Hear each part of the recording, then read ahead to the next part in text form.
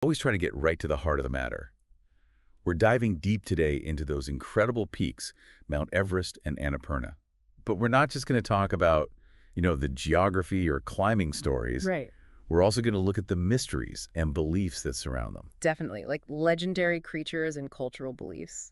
And we're even going to touch on what these mountains can teach us about life and death from like an Eastern philosophy point of view. Absolutely. We've got some amazing material to share with you. It's going to be really interesting to pull it all together. Yeah, you've given me so many different sources, everything from like maps and firsthand accounts from climbers to ancient spiritual writings and folklore. It's really incredible how much there is. It is.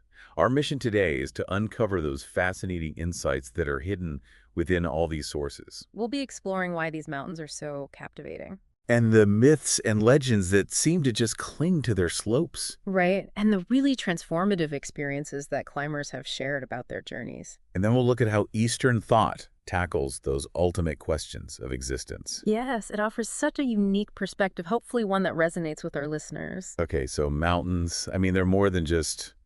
Big rocks and ice. Yeah. Yeah. There's something almost magnetic about them, isn't there? Yeah, they just draw you in.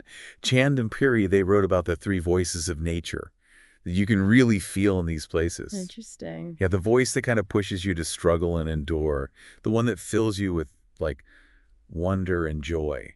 I like that. And then that persistent voice that nudges you to search and ask questions. Mm-hmm. It's like mountains speak to both our strength and our soul. You know, what's so fascinating about their idea is how it emphasizes that dual appeal. Not just about physical strength, but the curiosity we feel. It's not just about conquering the peak. It's about something much deeper.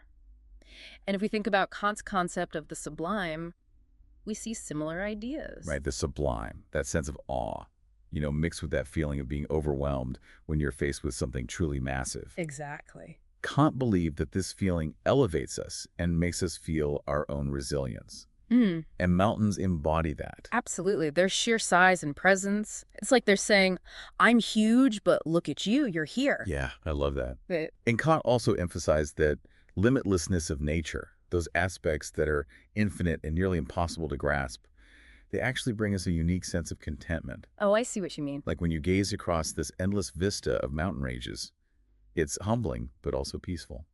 To acknowledge something so much larger and more enduring than ourselves, it reminds us of the vastness of everything. It really puts things in perspective, doesn't it? And Everest and Annapurna, they're not just any mountains. They've taken on this mystical quality, those snowy peaks piercing the clouds. It's easy to see why people view them as bridges between our world and something more celestial. Yeah. Absolutely. And what really adds to that is the element of the unexplained. The strange sounds, the unusual lights, those fleeting images people think they see. Right. It all creates this aura of mystery. Gurung, in his work, captures this beautifully. Uh-huh. He describes Everest's presence as something that inspires deep awe. He even calls it the last frontier, a place brimming with myth and mystery. Wow. He talks about how these mountains are believed to be home to powerful deities like Shiva and Padmasambhava. So it's not just a physical challenge, it's entering a space filled with deep spiritual meaning. Yeah. And it's fascinating how specific locations on these mountains become sacred sites. It's not always about reaching the top, is it? No, definitely not. Gurung says that sometimes the shape of a peak or the stories about a certain lake or cave hold more spiritual weight than the altitude. Right, the narratives and the symbolism are powerful. Like you have individual peaks and glacial tarns, sacred caves, even thermal springs. Yeah. And they all become these pilgrimage destinations. For the local Sherpa communities, Khumbu Yula often holds more importance than Everest itself. It's a great example of how cultural beliefs shape our perception of these landscapes. And this tradition of mountains as sacred places goes way back.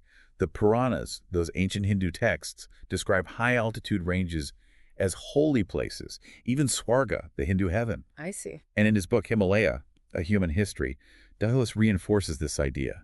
He describes this realm untouched by sorrow, where joy is endless. So for centuries, these mountains have been seen as gateways to something divine. Yeah. And if you connect this to a broader cosmic view, there's this concept of Mount Meru, Okay. often associated with Mount Kailas. Right. It's seen as this central pillar, the axis of the world, the mythical city of Brahma and home to countless gods. Oh, It's this really powerful image of the Himalayas as being at the very heart of existence. it is. And bringing it back to the sublime, Barkot talks about mountains' inherent sacredness and their immensity. Uh-huh. And it reminds us of Kant's idea that nature triggers feelings of the sublime because it points towards infinity. It's as if mountains physically represent this infinite idea, causing that awe and wonder within us. They really do. Now, alongside this deep reverence for the mountains, there are all these myths and legends about creatures living high in the Himalayas. Oh, I love those stories. We're talking dragons, elusive snowmen, even tales of fire-breathing beasts. It speaks to the power of the unknown, It really does. And of course, there's the Yeti. Of course. In his book, The Himalayan Experience, Chester calls it the most notorious Himalayan creature, even though there's no real proof that it actually exists. Right. So it remains this great mystery. What I find fascinating is how Chester talks about the Yeti's supposed habitat.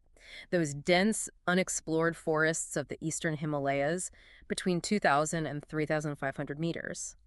And the depictions in temple and monastery murals are really striking. They often show two distinct types of Yetis. Two. Yeah, one that's more monkey-like and another that's more bear-like. Interesting. Yeah, and the smaller one, it's said to prey on humans. Oh. The larger one supposedly prefers yaks. Oh, wow.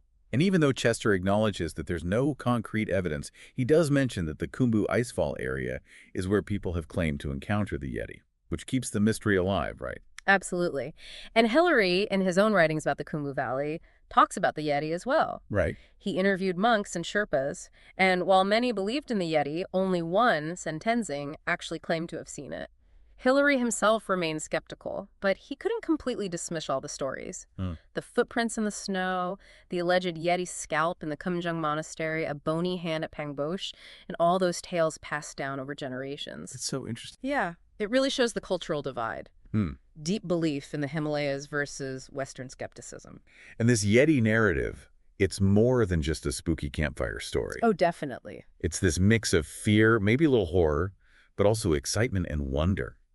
It's part of that sublime experience encountering the unknown, maybe even dangerous, in this already awe-inspiring environment. Even Hillary, with his scientific mindset, was intrigued enough to look into it. Yes. And Gurung and Gurung's account of their own expedition to find the Yeti in the Dhaulagiri range illustrates this human fascination with the possibility of something extraordinary hiding in these remote landscapes. It really does.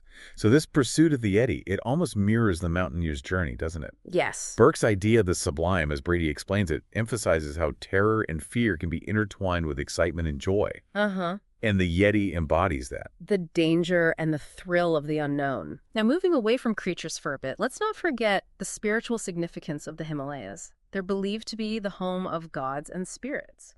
Pal, in his book Himalayas, an aesthetic adventure, makes a really important point. He says that while mountains exist all over the world, none are held with such reverence as the Himalayas. They're seen as sacred spaces. Yeah, like that. And he talks about the many spirits and semi-divine beings, both good and bad, that are believed to live in these mountains. And those beliefs can change from one place to another, even from one past to the next. In this respect, it's something shared by both Hindus and Buddhists. That's really interesting. Yeah. Pal also talks about Myolang Sangma, a protector goddess who's revered by both Buddhists and Hindus and is believed to reside on Everest. And Sherpa, the mountaineer and journalist, also talks about this deep respect. They see the Himalayas not just as mountains, but as a sacred manifestation of the divine, what they call Devatma, meaning God-souled. Oh. It's this idea that the mountains are alive with spiritual energy. And Norgay, another incredibly accomplished and devout Buddhist mountaineer, shared the Buddhist mythology of Myolang Sangma as one of the 5 long life sisters, the protectors of the Khumbu region. And these figures were originally demonesses, pre-Buddhist, before being subdued and converted by the revered Buddhist figure Padmasambhava. That's fascinating. Yeah, it's a blend of ancient beliefs. So let's shift gears a little and look at the experiences of the climbers themselves. Dakal, in his account, describes an amazing visual feast and this mystical feeling he'd never felt before, pushing him into what he calls a realm of sublimity. Powerful. Yeah, a deeply transformative experience triggered by the grandeur of the mountains. You know, it's interesting how these landscapes can evoke such profound emotions. Yeah, he talks about his eyes being overwhelmed by the views and his mind totally captivated by this feeling. And even physical exhaustion takes a backseat to the wonder and excitement in his heart. It's like being completely present, absorbed by the moment. Exactly. And it's not just those vast panoramas. Yeah. It's the beauty of the snow, the steep slopes, the ice formations on Everest and Annapurna. They all come together to create these breathtaking views. Reaching the summit after facing so many challenges often results in a sublime experience, an epiphany, a liberation. It's more than just reaching a physical goal. It's an inner transformation. Absolutely. And Gautam's reflections after reaching Everest's summit perfectly illustrate this. He talks about feeling such joy that he forgot how hard the climb was. And when he stood at the top, he was speechless, overwhelmed with happiness. Yeah, it's that feeling of transcending yourself. Exactly. And this aligns with Brady's observation that the awe of the sublime happens when we shift our focus away from danger to the power of nature around us. Right. The tranquility of the summit, the isolation, the energy, the beauty, it all creates an experience that's hard to put into words. It does. And this isn't just a passing feeling. Tirth, in his mystic's viewpoint on the Himalayas, sees them as a sacred place that fosters a spiritual connection. He talks about the solitude, the silence, the energy, the Shakti that flows through these mountains. That's beautifully put. He believes that this environment has always attracted seekers of all kinds, sages, yogis, artists, philosophers, adventurers, drawn by the Himalayas' power to inspire and elevate the human spirit. It's this blend of physical grandeur and spiritual resonance that makes them so awe-inspiring. Now let's move on to another mystery, the nature of life and death. Looking at it through the lens of Acharya Rajneesh, he starts with a basic idea that how we understand death is connected to how well we understand life. That makes sense. If we don't grasp the essence of life, then death will always remain a mystery. It's like a puzzle we're trying to solve without all the pieces. Exactly. And he tells this really thought-provoking story about a Muslim fakir in Tibet who claimed to know life, but not death. The fakir said that death is for those who live a deathly existence, those who are already dead inside. It implies that a truly fulfilling life might leave no room for death as we normally think of it. It's a very different way of thinking about things, isn't it? It is. Rajneesh goes on to say that death is, in a sense, a form of ignorance. Specifically, not understanding life itself. Okay. He suggests that if we could connect with the life force inside us, this understanding would dissolve the illusion of death. It's like we're afraid of the dark because we haven't found the light within ourselves. So powerful. And he says, man is not death, man is nectar. But he argues that we don't realize this truth because we're trapped in this spiritual hypnotic sleep. Our spirit hasn't fully awakened. Interesting. Yeah, and he uses this analogy. Imagine someone who's drunk or insane. They're alive, but are they truly conscious, really experiencing and understanding life? I see what he's getting at. It's like we only associate life with our bodies. And Rajesh compares this to mistaking the outer wall of a palace for the whole palace, missing all the beauty and complexity inside. I like that analogy. So what happens when we die, according to Rajneesh? He compares it to a candle flame shrinking and going back to its source. It represents the spirit leaving the body, and it's this process that makes us aware of death approaching. It's a beautiful image. He says the body becomes lifeless, like an empty house. But he also says the fear and anxiety at death's door can stop us from experiencing the true nature of death. Our fear becomes a barrier. And this leads to his concept of planned death, who could penetrate those inner walls, and suggesting the Yeti isn't necessarily hunting there. But locals have reported seeing them eating plants and small animals. To be sure we're not mistaking other animals for the Yeti, Cooke talks about the Himalayan red bear and says that neither his tracks nor Shipton's look like bear tracks. Red bears aren't even found in Sikkim, where he saw those footprints. He mentions the smaller Himalayan black bear, which could be mistaken for a Yeti, but it doesn't usually go on snow and doesn't walk upright like a human. Right. And he quotes Percy Brown, who said, there's not a lot of big game in Sikkim above a certain altitude, mainly burhul and wild goat. No snow leopards in Sikkim either. Cooke did hear a story about a dead Yeti found in a lake after an avalanche, but couldn't confirm it. He wonders if there are size differences between male and female Yetis, or even two different types. A larger one living high up in the glaciers, and a smaller one that appears in the stories. But he emphasizes that no one has ever found clear pictures or bones of any Yeti. It's all based on anecdotal evidence and footprints. Okay, so as we wrap up our deep dive, we've explored those fascinating mysteries surrounding Everest and Annapurna, weaving together the cultural stories, spiritual beliefs, and the enigma of the Yeti.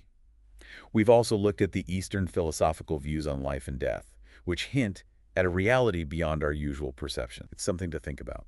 It's a question worth pondering. Thanks for joining us on this deep dive. We hope you enjoyed it.